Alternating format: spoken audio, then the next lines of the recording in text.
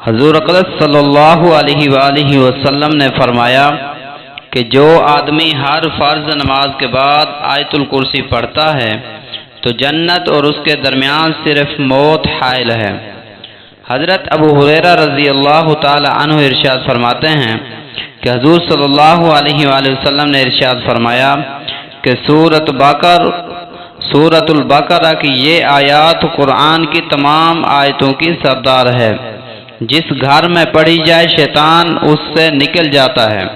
حضرت ابو ہریرہ رضی اللہ تعالی عنہ کہتے ہیں کہ رسول کریم صلی اللہ علیہ وآلہ وسلم نے مجھے زکوٰۃ، صدقہ، فطرانہ کی نگہبانی اور جمع کرنے پر مأمور فرمایا، یعنی ان کے جمع کرنے پر حکم دیا، تاکہ جمع ہونے کے بعد آپ صلی اللہ علیہ وآلہ وسلم اسے فقراء میں تقسیم فرما دیں۔ چنانچہ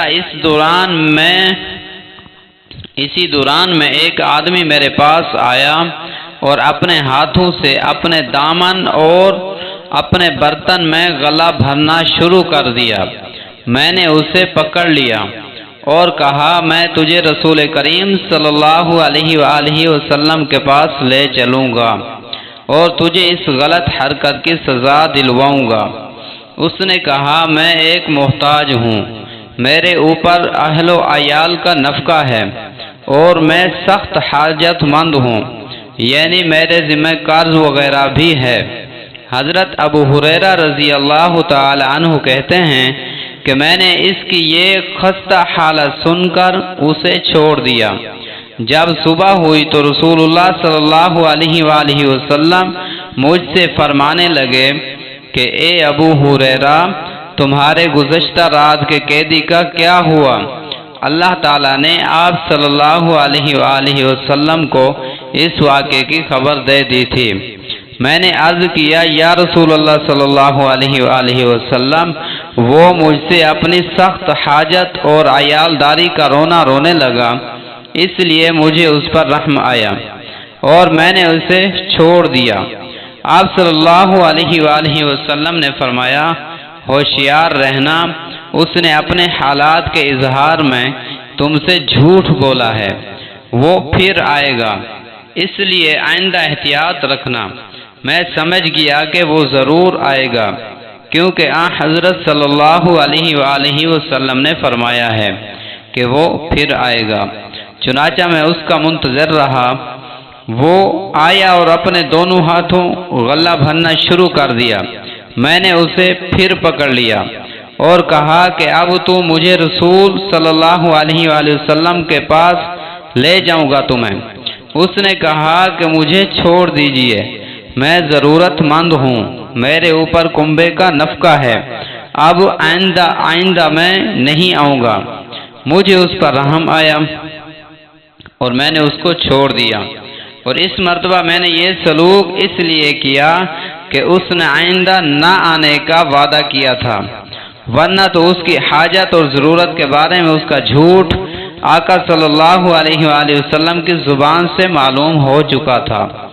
جب صبح ہوئی تو رسول کریم صلی اللہ علیہ وآلہ وسلم نے مجھے پھر فرمایا کہ اے ابو ہریرہ، تمہارے قیدی کا کیا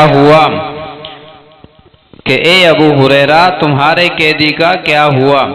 میں نے عرض کیا کہ یا رسول اللہ صلی اللہ علیہ وآلہ وسلم، وہ میرے سامنے اپنی شدید ضرورت اور حاجت اور عیالداری کا دکھڑا رونے لگا، اس لیے مجھے اس پر رحم آ گیا اور میں نے اس کے اس وعدے پر کہ آئندہ پھر کبھی نہیں آؤں گا اس کو چھوڑ دیا۔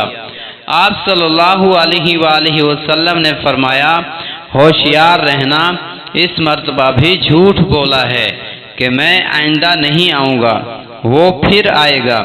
چنانچہ میں اس کا منتظر رہا اور وہ پھر آیا۔ جب اس نے غلہ بھرنا شروع کیا تو میں نے اسے پکڑ لیا اور کہا میں آج تجھے ضرور ہی رسول کریم صلی اللہ علیہ وآلہ وسلم کے پاس لے جاؤں گا، یہ آخری تیسرا موقع ہے، تم نے کہا کہ آئندہ نہیں آؤں گا، اس لیے میں نے تجھے اس مرتبہ چھوڑ دیا تھا، مگر تو پھر آ گیا۔ اس نے کہا کہ مجھے چھوڑ دو، میں تمہیں ایسے کلمات سکھاؤں گا کہ اللہ تعالیٰ ان کی وجہ سے تمہیں نفع پہنچائے گا، اور وہ یہ کہ جب تم سونے کے لیے اپنے بستر پر جاؤ تو آیت الکرسی پڑھو، اللہ تعالیٰ کی طرف سے تمہارے ساتھ ہمیشہ ایک نگہبان فرشتہ رہا کرے گا، اور صبح تک تمہارے پاس کوئی شیطان، خواہ وہ انسان میں سے ہو یا جنات میں سے، دینی یا دنیاوی تکلیف اور اذیت پہنچانے کے لیے نہیں آئے گا، دینی یا دنیاوی تکلیف اور اذیت پہنچانے کے لیے نہیں آئے گا۔ میں نے یہ سن کر اسے اس مرتبہ بھی چھوڑ دیا۔ جب صبح ہوئی تو آن حضرت صلی اللہ علیہ وآلہ وسلم نے مجھے پھر فرمایا، تمہارے قیدی کا کیا ہوا؟ میں نے عرض کیا کہ قیدی نے مجھ سے یہ کہا کہ وہ مجھے کچھ کلمات سکھائے گا جن کی وجہ سے اللہ تعالیٰ مجھے نفع پہنچائے گا، تو میں اس مرتبہ بھی اس کو چھوڑ دیا۔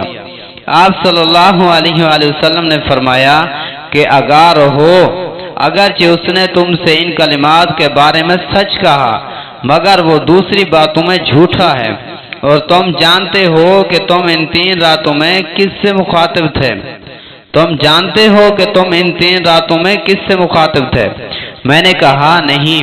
آپ صلی اللہ علیہ وآلہ وسلم نے فرمایا کہ وہ شیطان تھا جو اس طرح مکر و فریب سے صدقات کے مال میں کمی کرنے آیا تھا۔ سفر کے شروع میں ایک مرتبہ آیت الکرسی پڑھیں، اور جب اس لفظ پر کہ وَلَا يَعُودُهُ حِفْظُهُمَا کی تلاوت کریں تو اس کو 11 مرتبہ پڑھ کر اپنے اوپر اور سواری پر دم کر لیں تو انشاءاللہ مسافر اور گاڑی اللہ کے حفظ و امان میں رہے گی۔ اللہ تعالی ہم سب کو اس پر عمل کرنے کی توفیق عطا فرمائے۔